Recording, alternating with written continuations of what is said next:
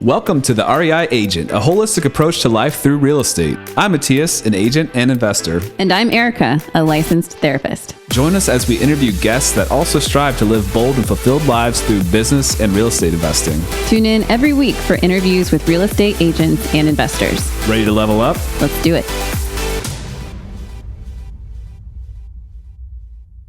Welcome back to the REI Agent. It's your friendly host, Mattias.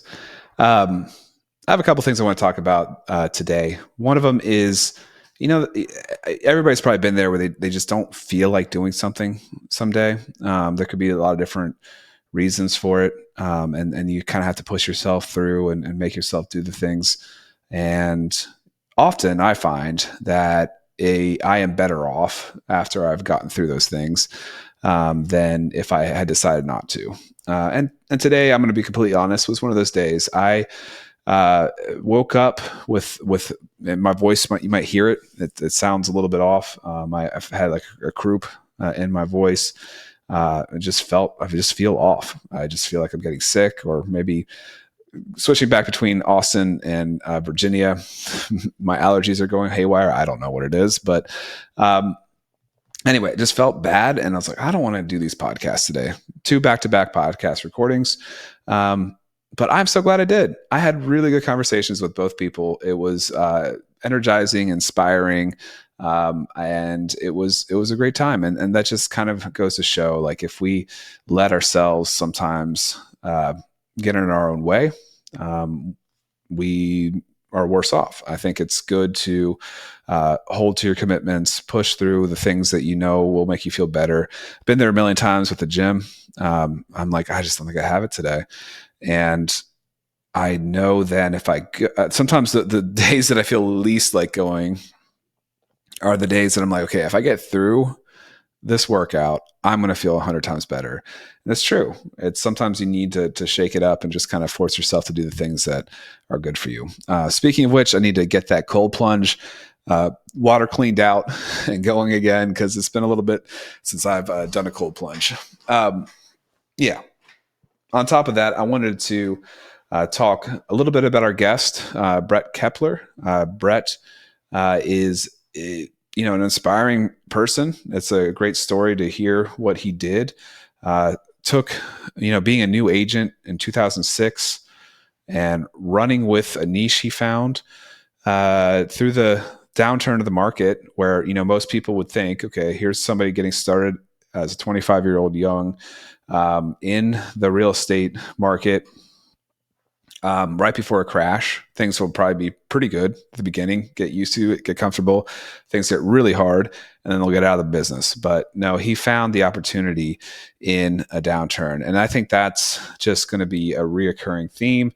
There are definitely markets out there that are experiencing different. It's not a booming market for a lot of people.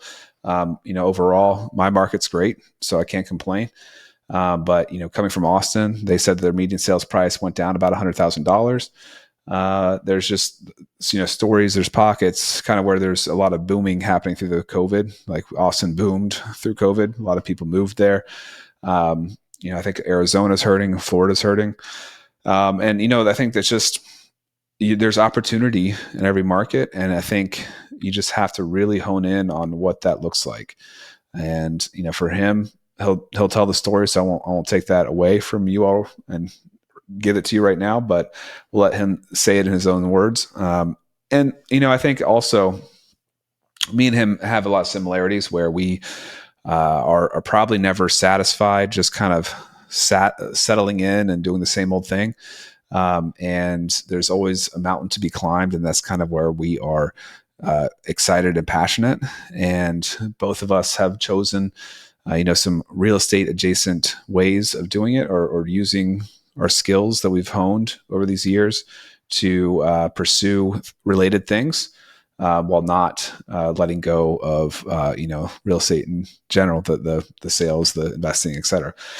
So I think it's a great story. I think it's really worth listening to. And there's some good nuggets in there for sure to be gleaned no matter what stage you're at in the journey. So without further ado, here's Brett. Welcome back to the REI Agent. We're here with Brett Keppler. Brett, thanks so much for joining us today. I appreciate you having me on. Yeah. Well, we had a little bit of a conversation. I'm excited to get into this in more depth as we go through your conversation in general, because we have some good tidbits that we're going to tease out here for the listeners. But tell me how you got your journey into real estate. What got you started, and when that was. So I graduated college in 2003.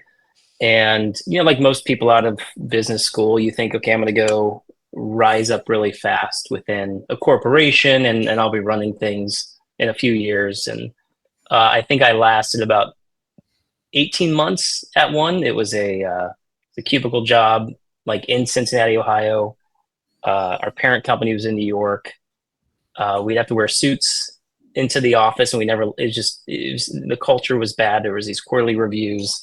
And it was the first time I think I had a real boss that would every 3 months tell me what I need to improve. And I was young and cocky and thought that I was pretty incredible. So for me to be in that environment and really understand what it's like to start out at the very bottom of the totem pole and have to work my way up, it didn't fit my personality. The amount of hours that were being put into the job and having to kind of just restrain, I think, how I want to live every day was really tough. So I remember I was out in Colorado and I was on the ski trip. There's some very wealthy, very smart older gentlemen, and they were talking about like how you generate real wealth. And they gave me like 3 tips. And the only one I remembered was like own real estate. So I don't know what the other 2 were. I'm sure they were probably good too.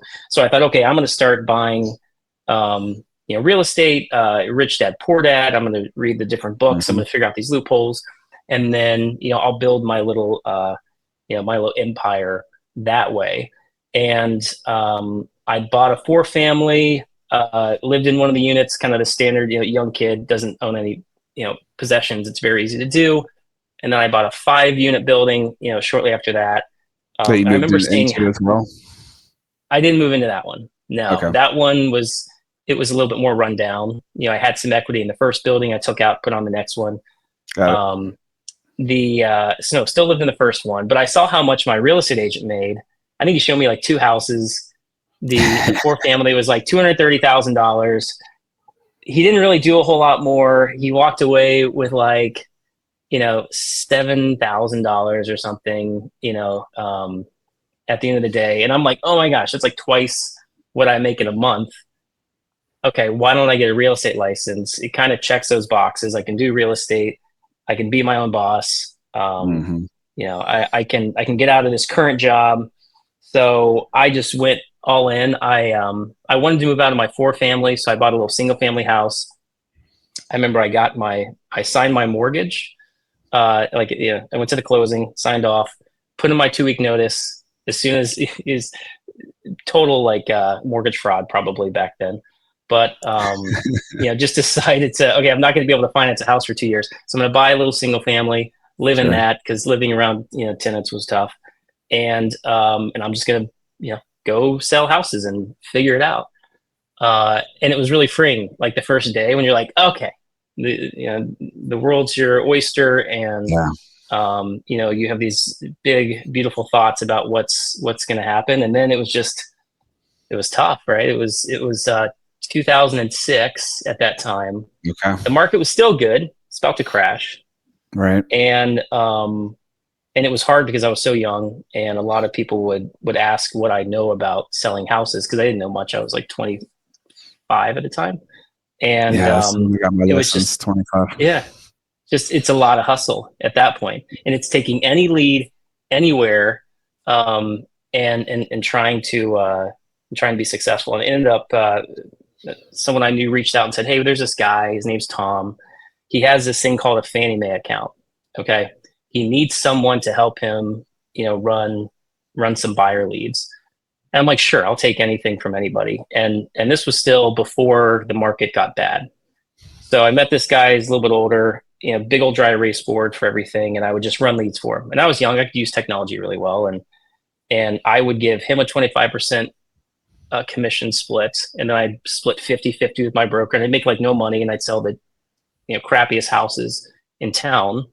But I carved out a niche, and then as the market tanked, my opportunities grew.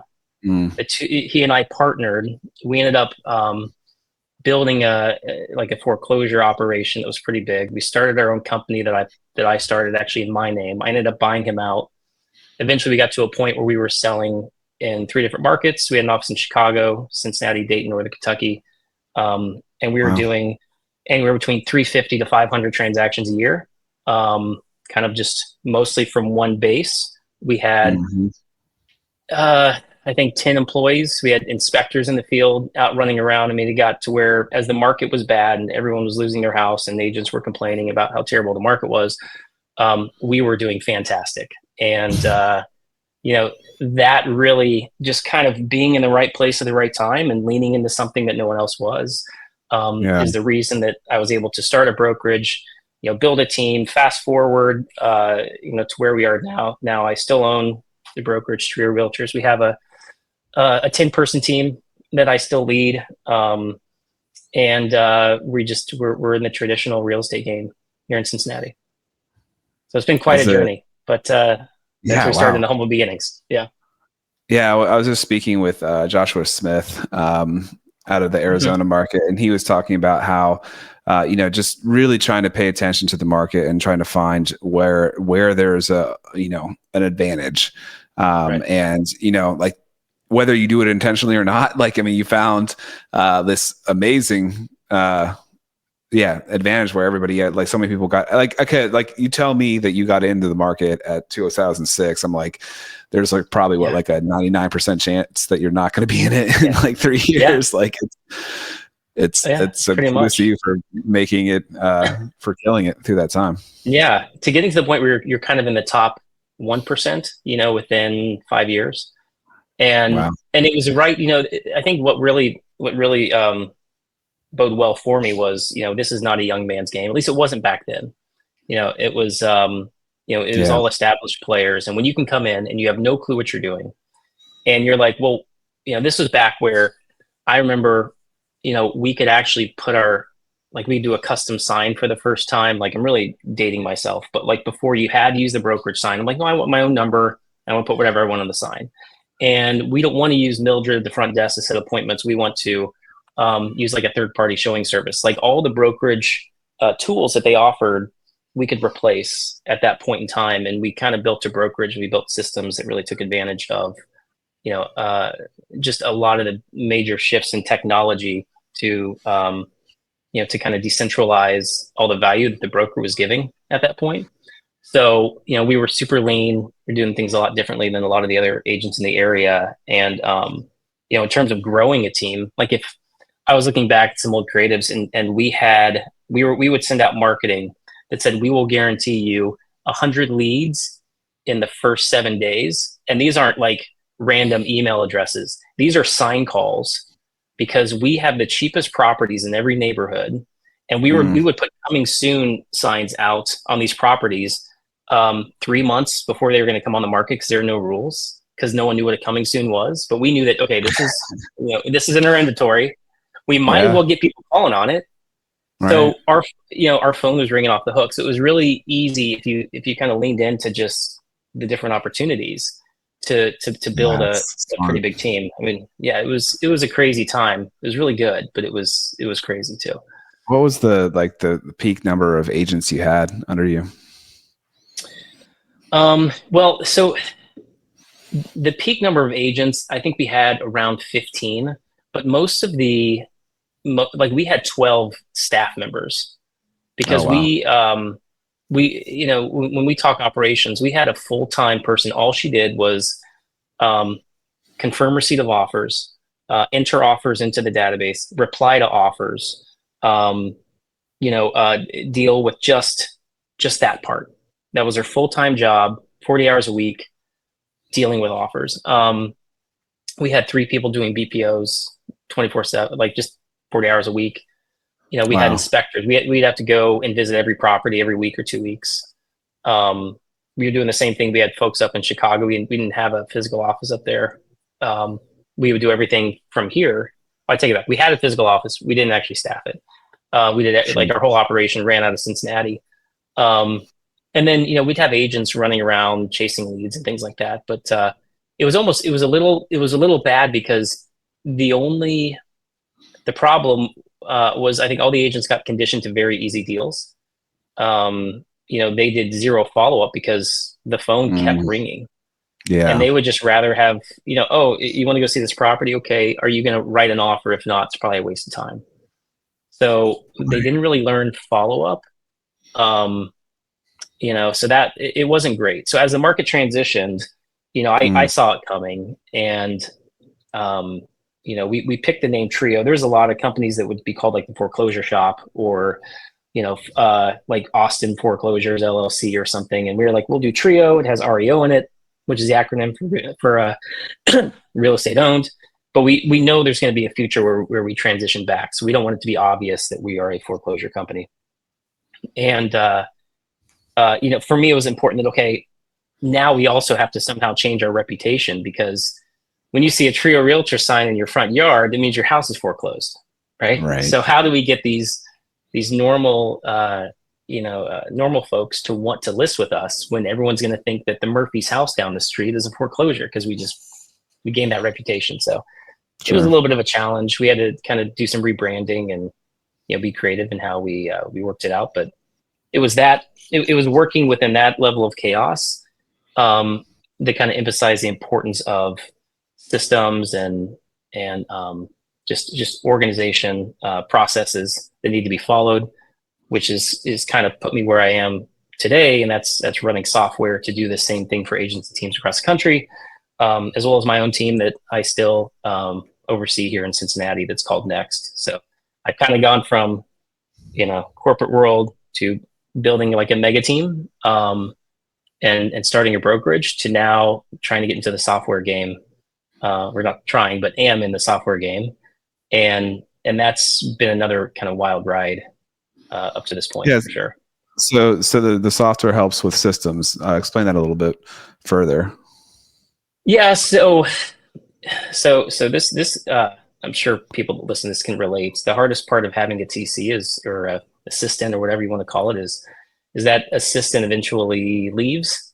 They don't stick around unless you're married to your assistant, and sometimes they might still leave. But my issue was, I had a full-time personal assistant, and I lost 3 over the course of like 4 years. And it wasn't because I was a jerk. It was, one, it just wasn't a good fit. That one was rough. I probably should have cut this person loose well earlier. One relocated with her husband for work. One decided that being a real estate agent looked easy. I want to do that. So every time you had a new assistant, you had to retrain them on everything. And, I would use a lot of the existing tools out there. I mean, this is going way back to like Top Producer, some of the other ones, Basecamp, all these other tools. And ultimately, I just wanted a system that did these things, like give me a start date, give me an end date, and just put all the stuff in the middle on a calendar date, so that if my assistant, like if I have to replace my assistant, they can just sit down in the chair and be told what to do. And I had some extra money that I didn't want to pay the government. I'm like, yeah, I'll just invest it in a software company. How hard could it be? And I don't know how to code. And it is really, really, really, really hard. And it's really, really, really expensive. And, I built it up to where it is generating maybe $100,000 a year. And then it was rough code. I didn't know what I was building exactly, because I didn't know how teams operated across the country. So, not to go too far in a different direction, but like when you're building software and you don't know what you're building, you have to choose between building features and actually cleaning up the code, as you're adding more stuff on there. And I'm like, throw features at it, fix this. And you end up with what's called like spaghetti code. Like it's just bad, the whole back end. And then it gets slow. It's like plumbing a house and not knowing exactly where each bathroom's going to go. And you're like, well, we can technically take a line through this wall. We can do this. Let's add a new one over here. Okay, we can run some up there. Eventually, it's a hot mess, and that's that's where the software company kind of went. And I had to decide, do I shut down the whole real estate business and go try to raise money because I had enough traction to do it at that time, or not. And it was too big of a risk with my wife and young kids. So it went on the back burner until AI came out a couple years ago, and we're like, okay, this is now the right time. The technology is there. So ultimately, for real estate agents or teams, you can upload your purchase contract into our tool. It pulls out all the dates, all the details, all the proper information. You go through, you can review it. If AI screwed up, you can make an adjustment, but we're right 95% of the time. And then it will go in and automatically align all of your tasks to match the dates of the contract.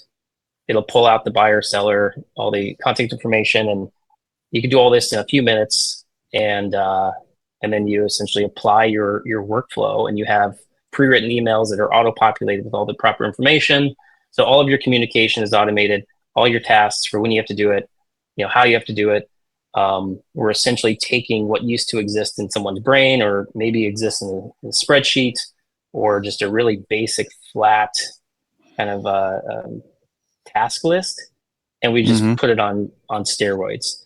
So it was something we built internal first, and then I started showing it to people, and they're like, "Oh, can you build this for me?" And I didn't know what like a cloud application was. Like I built like a desktop application that became a cloud application. Then I'm like, well, I can charge for it. So it was almost an evolution where, I tried to build something that I thought made sense for my company. And then I realized there's probably a bigger opportunity once people started paying me. And then just trying to figure that out, and of how to build a software company as a non-technical person is also a lot of fun. So I think I just like building things. Yeah. And then I get bored maybe when they get to like a certain point. Well, yeah, no, I mean, it sounds like you're a classic visionary where you can really, take things that people, most people would not be able to see the possibilities, or have such a clear vision that they want to keep pursuing this thing and keep pouring money into it, et cetera, to get there. That's awesome. Yeah, those are really handy features. It sounds like I'm definitely want to check that out.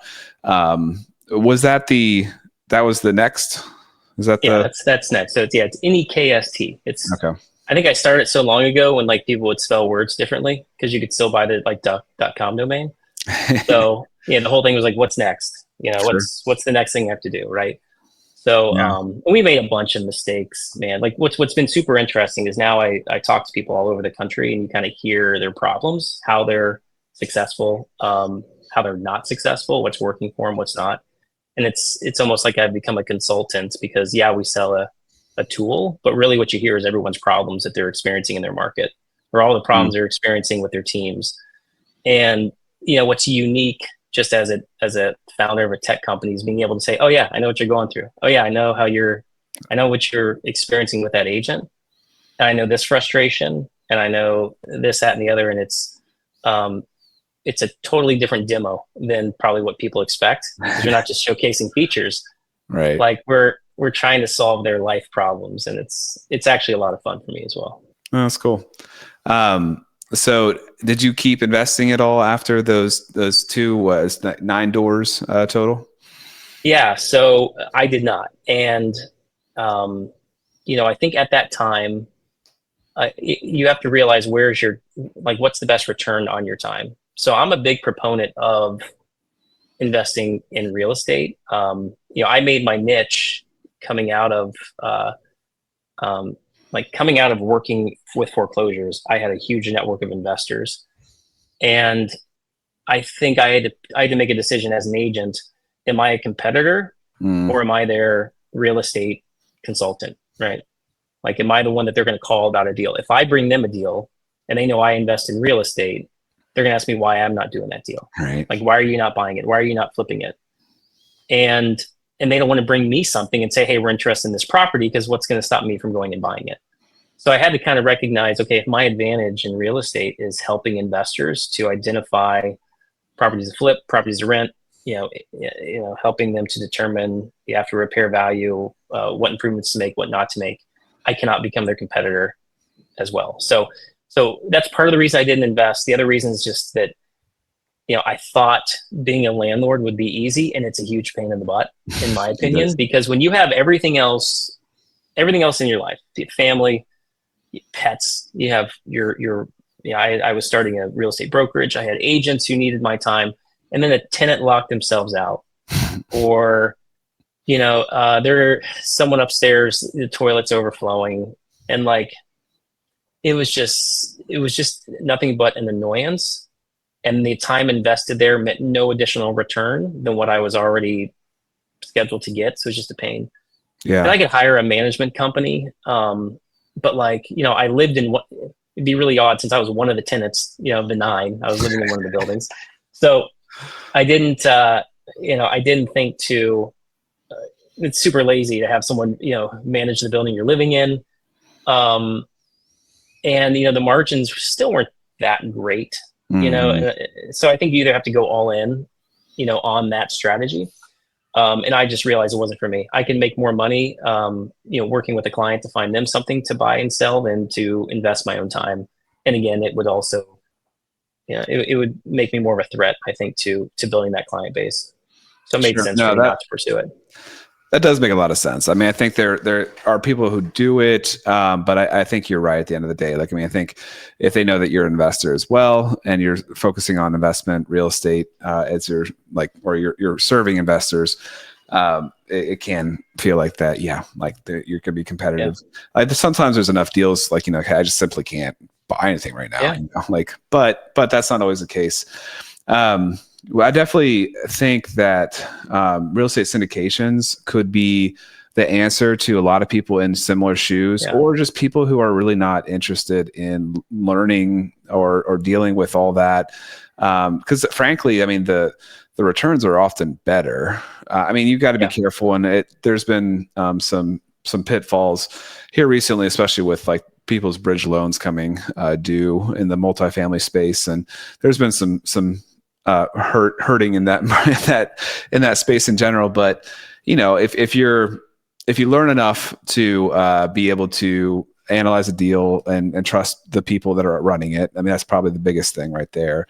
Right. And or maybe get into a fund of funds that would help vet those opportunities that you can get all the benefits of real estate without really having to deal with it. Like we're going to invest in a second mobile home park that way, mainly because it seems like it's going to be a good sales year, and the tax benefits of it, especially if the 100% depreciation comes back, will be worth it alone, even if we're floating all of it the whole time on a equity line. It definitely pays for itself, but we'll not do that. But so anyway, you're 100% correct. 100%. I'll throw some capital at some Amazon warehouses that they're building, or we'll do some upscale luxury, and these are all just construction projects, get them up and off the ground, and then maybe I'll hold on to some of it, maybe I won't. But I think that it's a heck of a lot easier. I mean, how many times have I heard clients where they've just said, I could have put this money in the market, done no work, and earned the same return, right? Because the risk associated with it. So I feel that. And I think over time, the appreciation of the deals will, or of just real estate in general, will definitely make you wealthy. But you definitely get that with syndications too, depending on the structure. And there's just different models that, the ones that we're in, we'll have ownership in until they decide to sell. They don't have any plans of selling, but we'll get our money back, for example, and be able to reinvest that. And it's mainly a cash flow and a tax plan with some bonus equity long term. Yeah. So I mean, that's all this is like, I always try to tell the agents on my team, it's diversification of income streams. Right? Yeah. So, I mean, there's kind of two principles I think every successful person operates around. It's diversification, right? So, if the market goes down, what are you doing to kind of make up for that income? And then also, focusing on scale, right? What scales? And, for agents and teams, like there is a way to scale, but it's very hard. It's a service-based business, right? So, I mean, part of the allure to software was like, okay, you can scale software so much easier than having to go out, find another buyer's agent, train them, get them leads, get them to convert, go through this, sales process. Like there are people that can scale very well in real estate, but they're very few and far between. It's really hard. Yeah. It's a lot easier to just charge someone's credit card every month, and it's unlimited capacity, right? In terms of Right. like whoever wants to use it. So yeah, I think anyone that's really running their business, obviously do something well so that you can build that engine. Yeah. There's got to be something that supports everything else. If you keep moving from one thing to the next, you never have an established base. You'll never have an engine that can support all the other, things that you want to try or do. But then once you have that engine, then yeah, you can't, in my opinion, you can't just focus on that engine, because you never know when even that income source is going to potentially get, depleted, or, who knows? So it's the No, way to it's go true. these days. It's true. I think it's good to be passionate about what you're doing too. Like, Yeah. pursue your passions. I think it's a good thing for your holistic health, which That's what it is. all about. I mean, I've gotten burned out from real estate sales in the past, and I go through, like, it seems like every other year I'm like really on fire, and the next year I'm like, I don't really have. How do you know when you're burned out? I think it's just the amount that I am eager to return a call, or see opportunity in everything, as opposed to just kind of go through the motions. And it seems to follow a boom year.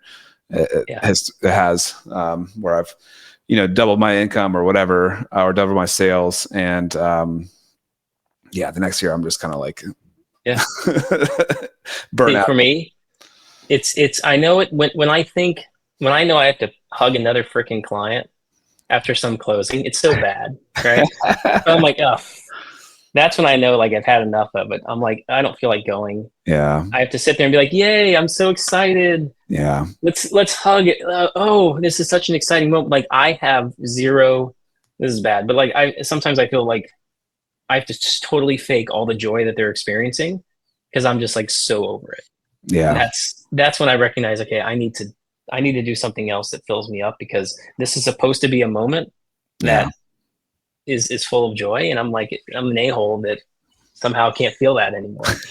Right? I've been in this hamster wheel too much. I got to get out and try something else. Yeah. Well, I think that's kind of the spirit of often people in the business of pursuing the freedom, the excitement, the building, all that kind of stuff. Yeah. And so, it's really about finding those avenues and continuing to grow. For sure. That's one avenue is real estate. Another avenue is building software, I guess. Whatever. Awesome. Yeah. Whatever you need it to be. If you can use, like I said, if you can use something that you can take away from the industry that you know really well, and then you can be a subject matter expert and apply it elsewhere. Yeah. That's great. There's people that come into real estate from, they could be a brand new agent, but they came from a place where they understand how to market to consumers, how to talk to consumers, how to build systems, and they'll come in and just crush it, right? Yeah. Because they're taking what they did in the private sector and moving it over. That's fine, but just you have to have some sort of a skill set. There's so many agents that I think get into it because it's, being a real estate agent is just no accountability, but still having a profession. I always joke all the time that the number of agents that probably just watch Golden Girls at 11 a.m. every day is still probably through the roof, if that's even still on. I don't really know. That's what I used to do, at least when I first got licensed. But it's a lot of that. I don't want the accountability, but I want to say I have a profession, so I'll do the stuff as it falls on my lap. And that's why we have a lot of just mediocre people in the industry, unfortunately. It's true. It's very true. Yeah. No, it's good to fill up your time and to, surround yourself with people that motivate you, that keep you accountable. Whether you do a mastermind to try to, help yourself be accountable. I think it's also just kind of depends on your strength. Some people, like myself, almost need to lead a group to find that motivation. It's hard for me to just, track habits and goals and stuff like that on my own. So yeah, I mean, you just kind of have to figure out what works for you and how to really, tackle the hardness of this business, because it does add up. You at the beginning, you just want to be successful. Then after you achieve it, it's hard to keep it going. It takes a lot of discipline for sure. Yeah, no, you're right about that. Brett, what Do you have any golden nuggets for the listeners and the podcast here about, it could be, them getting started in real estate or whatever you want? Well, so I'll fill you in on, I mean, the getting started part, because I work with a lot of different agents on my team in different stages of their careers. So you have to be able to relate to the brand new agent and the person that's been there for 4 or 5 years. They could probably be, they're probably close to, even if they wanted to, starting their own team. And how do you make sure you're still providing, value to them? But I think the biggest lesson that I had when I created a team, because there's a lot of people that, they want to create a team. That's their whole, they think that's the pinnacle. If I can create a team, my life will be easier. And, number one, I think you have to give people a reason to want to follow you. Okay. That's not really a nugget. It's just truth. But then once you get there, you need to be okay with the fact that people on your team do not have the same drive that you have. And I think I spent a lot of time getting really frustrated because the people I brought on my team did not have the same desire to be successful. And I wanted miniature versions of myself. And they're a lot of times they're older than me. And the thing is, when you do lead a team, you hear everybody's personal problems. At least I do. Maybe I'm doing something differently than everybody else, but there's a lot of folks that have financial struggles, hardships at home, with their relationships, whatever it might be. And you get to play therapist not only to your buyer and seller clients, but you get to be a little bit of a therapist to the folks on your team. And a lot of their problems can be solved by money. Okay. That's for everybody in the world. And then you see them doing things that does not align with what it would take to make more money to solve those problems. Right. Or why are you not following up with these people? Why are you not putting in the same level of effort that I was doing? And it was really hard to come to terms with that. And not just feel frustrated and almost angry at the opportunity that you're giving to them.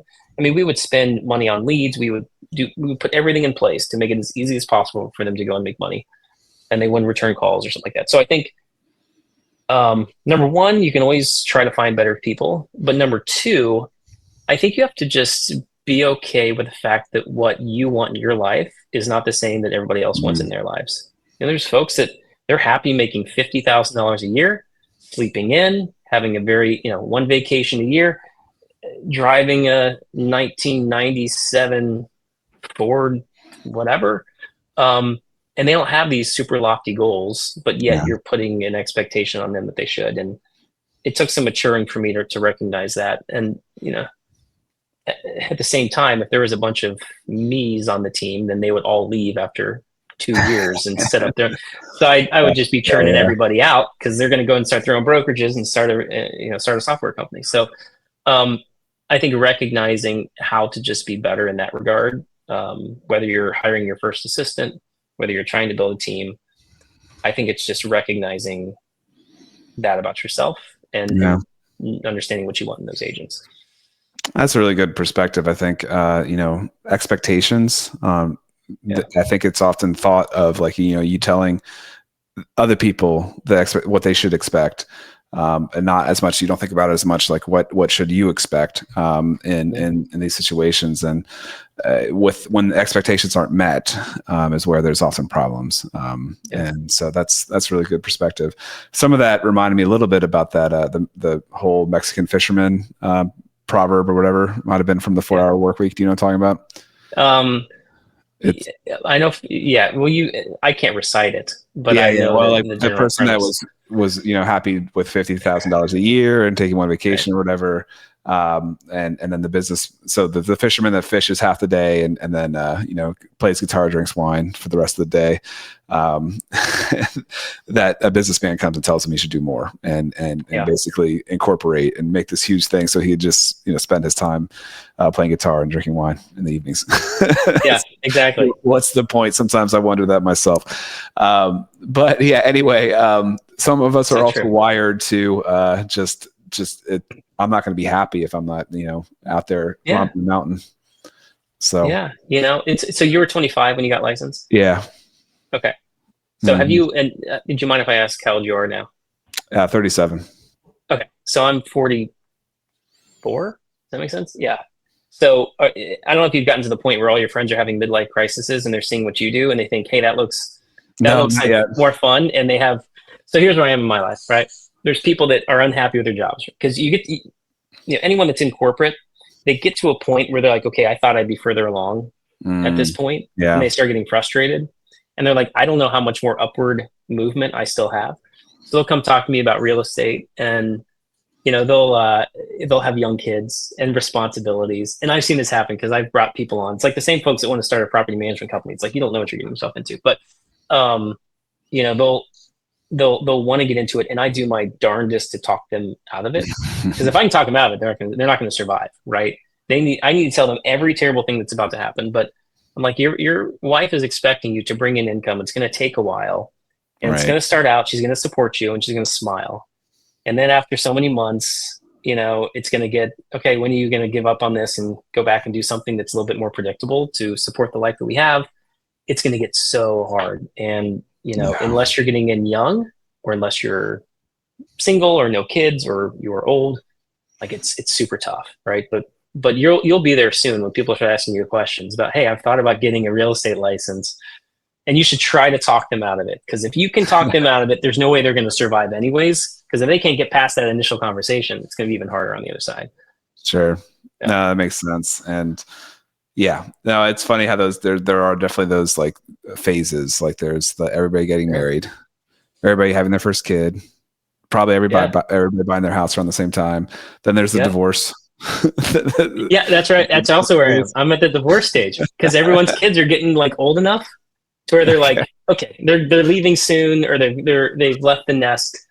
Yeah, and it's great because it'll turn into 3 transactions at least for my team. But I shouldn't say that. It's terrible that's happened, or whatever the right thing is to say.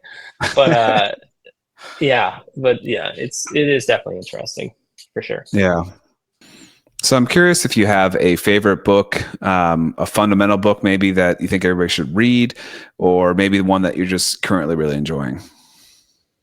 Sure. So there's one book that I use in both of my companies that I think is applicable multiple times a year. And you may be familiar with this. Are you familiar with the book 12-Week Year by Brian Moran? Have you heard that? I've heard of it, but I actually don't think I've read that one. So, okay, well then that makes me feel better because I feel like everyone probably has, and you'd be like, oh yeah, you're like the 19th person that's brought that up. But so 12-Week Year is kind of like it sounds. It is taking, instead of setting annual goals, you're setting up 12-week goals, and they call it the 12-Week Year. So it's like, what if we could squeeze 4 years into one, right?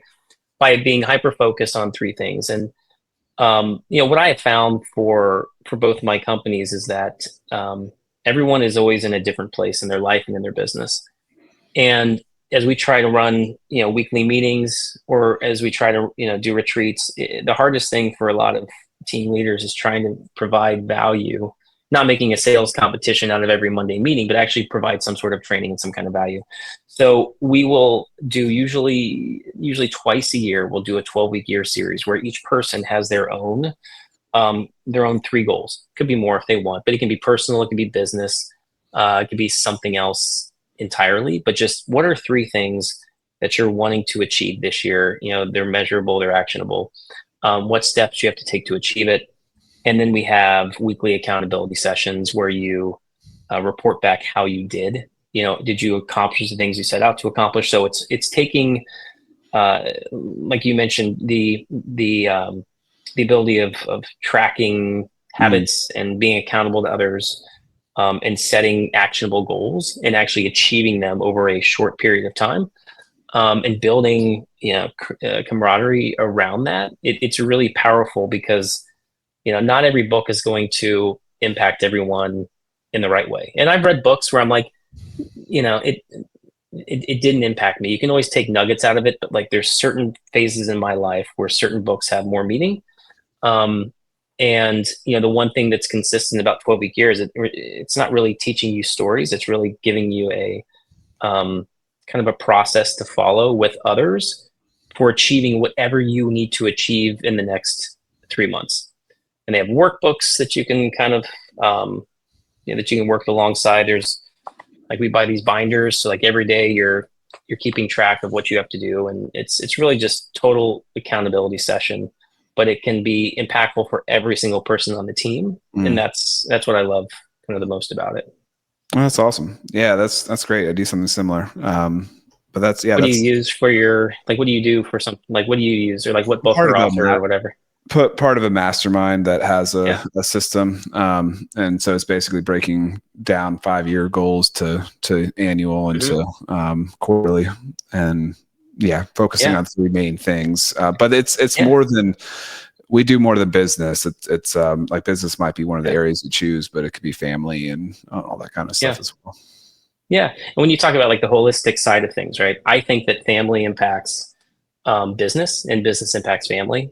Right. And there's always, I always use the description, like there's basically a pendulum, right, that swings between business and family.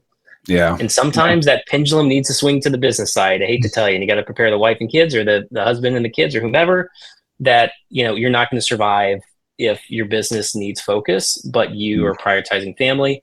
But you have to be aware of that and have that conversation. And at other times, like, your business is going to suffer when you go into depression because your family's leaving you because you don't pay enough attention to them. So I understand totally. Like, I wish as this team leader that they all just sold more so that I could just make more, if that's like, what it is. But it's about having well-rounded, happy, healthy agents, and families that actually produce the most long-term fruit, so to speak. Yeah. Yeah, I mean, because at the end of the day, what's the point? And we all get to that point. Like, what's the point of everything? If we're obese and divorced and rich and all alone, like, what's the point of that? So, we're on the same page there. Cool, I love it. Well, if people want to know more about you, I don't know if you do social media for people to follow, and where they could find your software. Yeah, you can learn more about me at at Brett Keppler on Instagram, or you can go to next.com, nekst.com, to learn all about the software. If you want to chat with me live, I do a lot of live chat support. You can probably just talk to me through the website if you feel like it. But yeah, check it out. Feel free to critique it. If it can help you in your business, and that makes me feel good. Cool. I love it. Hey, Brett, well, thanks so much for being on the show. It's been a lot of fun talking to you. Yeah, this is great. Thanks for having me. Thanks for listening to the REI Agent. If you enjoyed this episode, hit subscribe to catch new shows every week. Visit reiagent.com for more content. Until next time, keep building the life you want. All content in the show is not investment advice or mental health therapy. It is intended for entertainment purposes only.